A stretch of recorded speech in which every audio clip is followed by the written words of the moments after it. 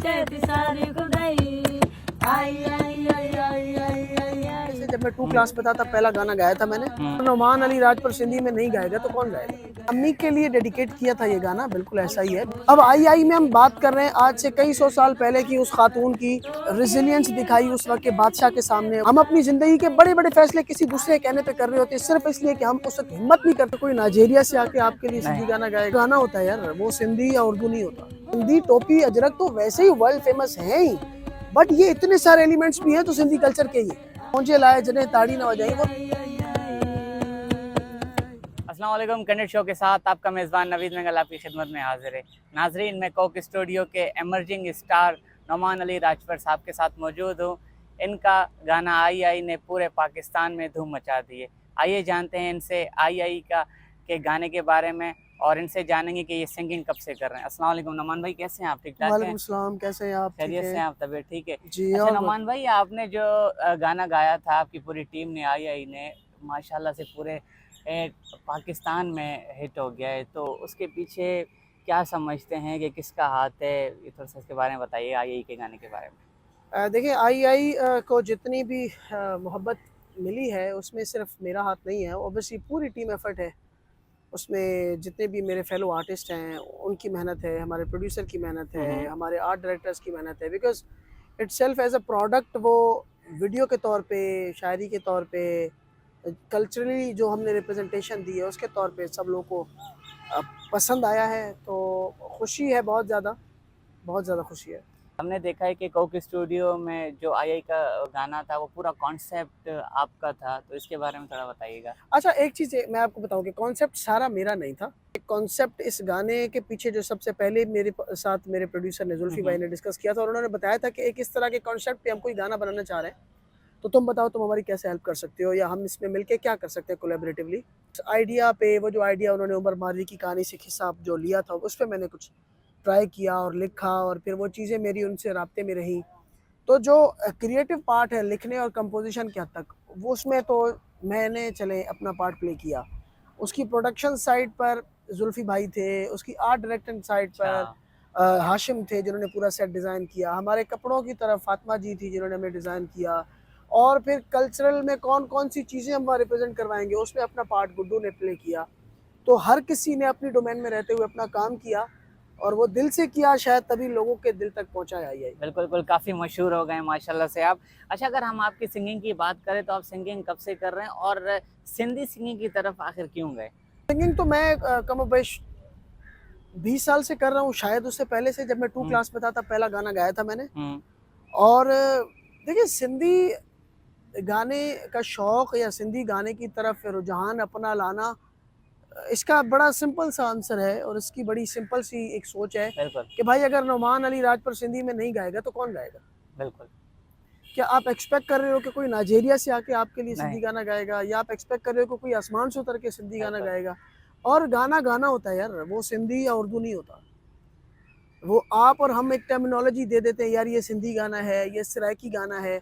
उस लैंग्वेज के पीछे तो म्यूज़िक सेम चल रहा है। मैं हमेशा से चाहता था कि यार कोई ऐसी कंट्रीब्यूशन मैं कर लूँ अपनी लैंग्वेज के लिए, अपने आर्ट के थ्रू, कि जो हमेशा लोग याद रखें और हमेशा एज अ कंट्रीब्यूशन उसको गिना जाए कि यार जब पूरी दुनिया के पर्दे पर सिंधी म्यूज़िक को एक नई तरह से जब गाने की सबसे ज़्यादा ज़रूरत थी, तो वो मारवी साहिबान, बाबर मंगी, नौमान अली, जुल्फ़ी और हाशिम और गुड्डू पाकिस्तानी, इन सब ने मिलकर इस इतने बड़े प्लेटफॉर्म से ये काम किया था। तो ये बहुत बड़े प्राइड की बात है मेरे लिए। जी बिल्कुल बिल्कुल। अच्छा, ये जो गाना है जो आई आई, ये आपने अपने मदरसे से इंस्पायर्ड होकर लिखा है, ये उसके बारे में थोड़ा बताइएगा। मैंने अपनी अम्मी के लिए डेडिकेट किया था ये गाना, बिल्कुल ऐसा ही है। बिकॉज आपको कोई ना कोई एक चीज़ चाहिए होती है जिसको नज़र में रखते हुए आप कुछ लिखें।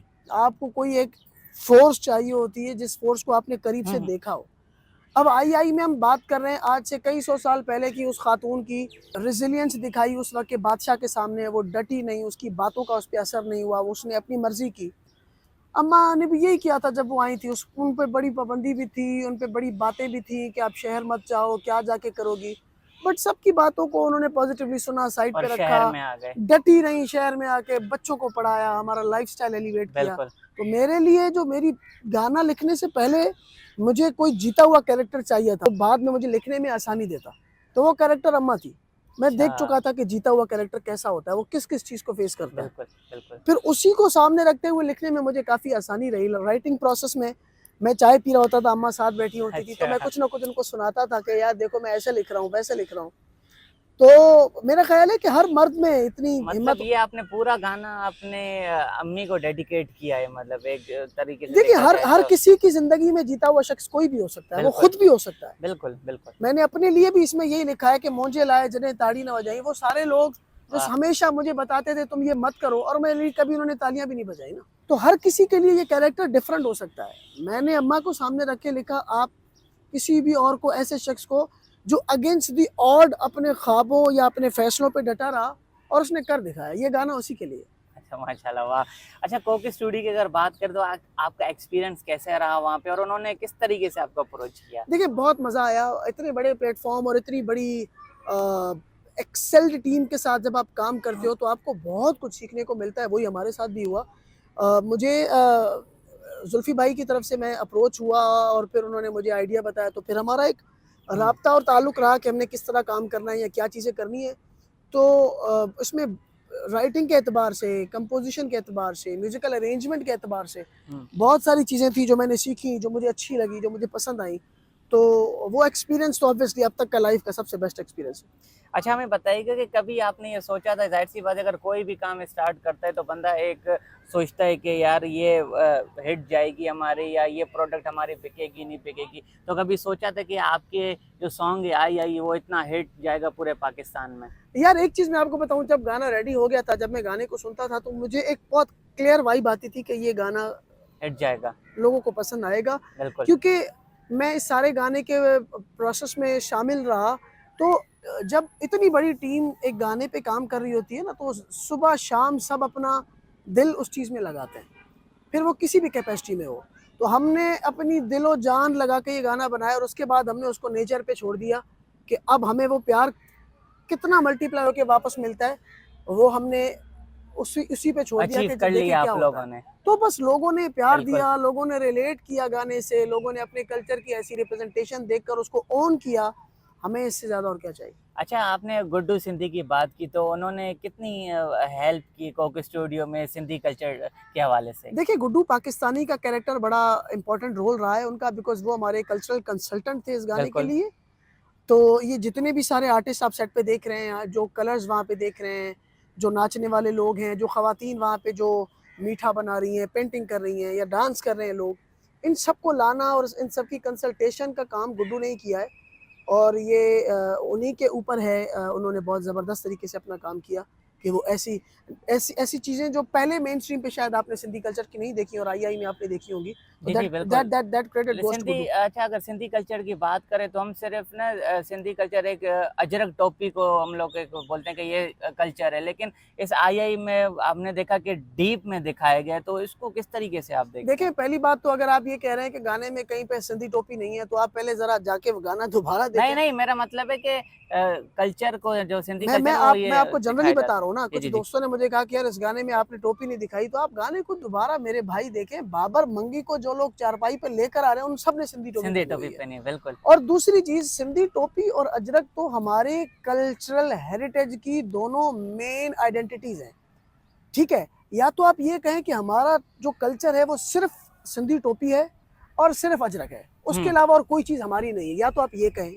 जो कि नहीं है ऐसा। बिल्कुल, ऐसा नहीं है। रैली आपका कल्चर है, ये बिल्कुल, आप देखिए, कल्चर आपकी ज़बान होती है, बिल्कुल। आपके लोग आपका कल्चर होते हैं। सिंधी ज़बान में ये गाना है, हमारी हुँ, कम्युनिटीज़ के लोग वहाँ नाच रहे हैं, अपने कल्चरल ट्रेडिशनल लिबास पहने हुए, ज्वेलरी पहने हुए, हमारे त्योहारों का वहाँ पे लिखा हुआ है, हमारे लोग टोपी पहने हुए हैं। ये जो खट है जिसको हम सिंधी में कहते हैं, जो बिल्कुल, चारपाई है, चारपाई, ये चारपाई हम ही लोग यूज़ करते हैं ना, हमारे हमारे ही कल्चर है। लोग, हमारे ही वाढे कारपेंटर्स इसको बनाते हैं। तो इन चीज़ों की रिप्रेजेंटेशन पहले नहीं हुई थी। तो अब लोगों को पता चला है कि अच्छा भाई, सिंधी टोपी अजरक तो वैसे ही वर्ल्ड फेमस हैं ही, बट ये इतने सारे एलिमेंट्स भी हैं जो सिंधी कल्चर के ही हैं। बिल्कुल, बिल्कुल।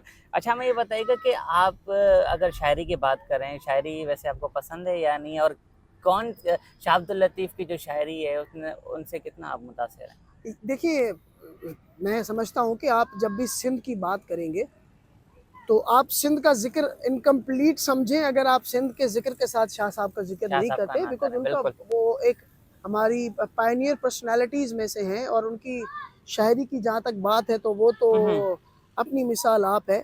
मैं अक्सर मैं उनके जो कलाम हैं उसमें से कभी वाई गाता हूँ, या उनके किसी जो फोकलोर में से जो सुर होते हैं उनमें से मैंने गाने गाए भी हैं। सुर मारवी से गाया है, सुर ससी से गाया है। तो वो तो अपने अंदर एक समंदर की तरह है। आपके ऊपर डिपेंड करता है कि आप उसमें से क्या भरते हैं। बिल्कुल, आप शाह साहब की पोएट्री से गिलास भरना चाहें तो गिलास भर गिलास सकते भर हैं, सकते हैं, उस पूरे समंदर से एक नहर निकालना चाहें तो वो भी निकाल निकाल सकते हैं। सकते ये हैं, आपके बिल्कुल। ऊपर है, उस शायरी में कोई कमी नहीं है। वो मेरा ख्याल है कि तारीफ कभी भी पूरी उनकी उनकी शायरी की आप पूरी तारीफ नहीं कर सकते। अच्छा, आईआई के पीछे फ़ोक स्टोरी के बारे में थोड़ा-सा बताइएगा, वो कौन-सी है? देखिए, फोक स्टोरी का एक हिस्सा है उमर मारवी की स्टोरी का, जिसमें उमर बादशाह ने मारवी को कैद कर लिया था अच्छा, इस जिद में कि तुम मुझसे शादी कर लो, बिल्कुल, ये बादशाहत तुम्हें मिलेगी, ये नौकर चाकर, ये इतना बड़ा महल। तो उसने क्या कहा था हुँ, कि मैं ये नहीं करूंगी, बिकॉज इसमें मेरी मर्जी नहीं है, और मेरी मर्जी है कि तुम मुझे वापस छुड़ाओ, मैं अपने लोगों के पास जाना चाहती हूँ। तो आप देखिए, उस दौर में एक औरत को उस बादशाह के सामने उसकी बात और उसके फैसले पे कितना डटकर जवाब देने की हिम्मत चाहिए होगी। आज आप और हमें इतनी हिम्मत नहीं है। नहीं, तो हमने उसी से एक आइडिया लिया कि यार आज हम लोगों को ऐसी रेजिस्टेंस की और रेजिलियंस की जरूरत नहीं है। हमारी जिंदगी हम किसी दूसरे के फैसले पे गुजार रहे होते हैं। बिल्कुल, हम अपनी जिंदगी के बड़े बड़े फैसले किसी दूसरे के कहने पे कर रहे होते हैं, सिर्फ इसलिए कि हम उस वक्त हिम्मत नहीं करते कि यार हिम्मत हार जाते नहीं हैं, करें, मैं अपना शौक ये है, मैं ये करना चाहता हूँ। तो उससे हमने लिया कि यार एक ऐसा गाना लिखा जाए जिससे हर बंदा उससे रिलेट कर सके कि हाँ यार, अगर मैं भी थोड़ी सी हिम्मत कर लूँ तो मैं अपने ख्वाब कच हासिल कर कर सकता सकता हूँ। हूँ, हासिल कर सकता हूँ, बिल्कुल। अच्छा, क्या मैसेज देना चाहेंगे आप जो नौजवान सिंगिंग कर रहे हैं और जो सीखना चाहते हैं, उनके लिए क्या मैसेज देना चाहेंगे आप? देखिए, बड़ा सिंपल मैसेज है मेरा। मुझे आप लोग बहुत अरसे से जानते हैं, मेरी जर्नी आप सबसे ढकी छुपी नहीं है। मैं कोई रात को उठ के कोक स्टूडियो के प्लेटफॉर्म पे नहीं पहुंचा हूँ। बिल्कुल, तो मैं हूँ या बाबर मंगी है या मारवी साहिबान है, एक पूरा चैप्टर होता है जिसमें कंटिन्यूसली आप काम कर रहे होते हैं, जिसमें आपको आपकी एक्सपेक्टेशन वाले रिजल्ट्स भी नहीं मिलते। ठीक है, तो आप रिजल्ट की परवाह मत करें, इस खौफ में मत रहें कि यार अगर नहीं हुआ तो क्या होगा, यार अगर मैं नहीं बन पाया सिंगर या मैं नहीं बन पाई आर्टिस्ट तो क्या होगा। आपके हाथ में रिजल्ट्स नहीं है, आपके हाथ में मेहनत है, आपके हाथ में एक एफर्ट है जो आप करें। ठीक है, रिजल्ट्स अल्लाह की ज़ात पे छोड़ दें। देर से मिलेगा तो इतना अच्छा रिजल्ट मिलेगा कि आपने उम्मीद भी नहीं की होगी। सोच भी नहीं सकेंगे, बिल्कुल। अच्छा, माशाल्लाह से इतना गाना आपका हिट हो गया, यही तो इसके बाद कोई और गाना आप फ्यूचर में रिलीज़ करेंगे या कोई और अपने नहीं नहीं, प्लान्स बिल्कुल वगैरह? गाने गाने तो मैं अब रिलीज़ करूँगा। मेरे 2-3 गाने ऑलरेडी रेडी हैं, बस मैं उनका एक सही टाइम देख रहा हूँ। मैं इंशाल्लाह ईद के बाद उनको रिलीज़ करना स्टार्ट करूँगा। तो बस ये है कि लोग अब नए गानों के लिए तैयार रहें, इंशाल्लाह जल्द सुनेंगे वो। बहुत शुक्रिया नुमान भाई, आपने टाइम दिया, बहुत बहुत शुक्रिया, शुक्रिया आपका। Thank you, nice to meet you. Nice. Thank you. अच्छा नाज़रीन, ये थे इमर्जिंग स्टार कोक स्टूडियो के नुमान राजपर साहब। इनकी आपने कहानी सुनी और आईआई के बारे में सुना। तो इंशाल्लाह मिलते हैं नेक्स्ट एपिसोड में। मुझे दीजिए इजाज़त, अल्लाह हाफ़िज़।